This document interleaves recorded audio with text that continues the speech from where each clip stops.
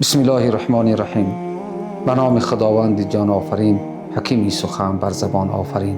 و با عرض سلام حضور شما محترم مستمعین الکرام. پیامبر علیه السلام می‌فرمایند اعزل للعزا عن طریق المسلمین، یعنی هر آن چیزی که مردم را آزار می‌دهد از راه دور بگردانید. ابو منصور نام مردی بود که او 40 سال خدا را طاعت عبادت کرد، 40 رمه گوسفند را در راه خدا صدقه کرد، 40 حج نمود و 40 سال در راه خدا جنگید. وقتی که او را مرد دنبالگیر شد و فرزندان وصیت نمود که ای فرزندان، وقتی که مرا در قبر میگذارید و همراهی بینمایید، یعنی آن شب مرا با آیات و دعا یادآوری تنها نگذارید.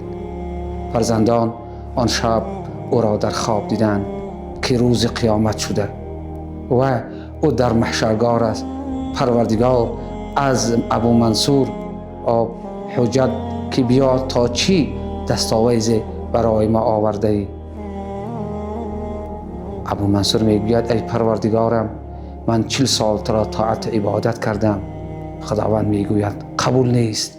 میگوید 40 حج نمودم، قبول نیست. 40 رمه گوسفند را در راه خدا صرف کردم ای پروردگار، گفت قبول نیست. 40 سال در راه تو جنگیدم، گفت قبول نیست. پس ابو منصور گفت ای پروردگار، دیگر چیزی ندارم که دستاویزی که پیشکش شما بینمایم. پس میگوید پروردگار که ای ابو منصور، یاد داری شبی از کوچه میگذشتی که سنگ در راه بود و پشت آن حوضه که مردم بر آن پیش پایی میخوردند. کسی تو را نگاه نمیکرد، کسی تو را بهان نمیداد، کسی تو را تعریف نمیکرد. تو به خاطر خدا، به خاطر آنکه آن به مردم آزار نرساند، آن سنگ سری راه را از ره دور افکندی و از این عملت ای ابو منصور تو داخل جنت شو.